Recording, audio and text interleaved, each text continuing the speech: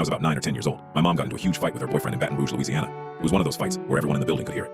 It got so bad, the neighbors ended up calling the cops. After the police left, instead of things calming down, my mom decided we were leaving. She was more than a little drunk, but she loaded my 3 younger siblings and me into the car and said we were going back to our dad in Wichita Falls, Texas. I don't remember much about that drive, just darkness, being half asleep in the back seat, and the feeling that something wasn't right. The one thing I do remember clearly is when we finally got there. It was around 2 in the morning when we pulled into the apartment complex where my dad used to live.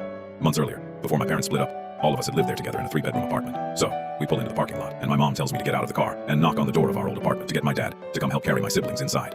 And of course, I did what she told me.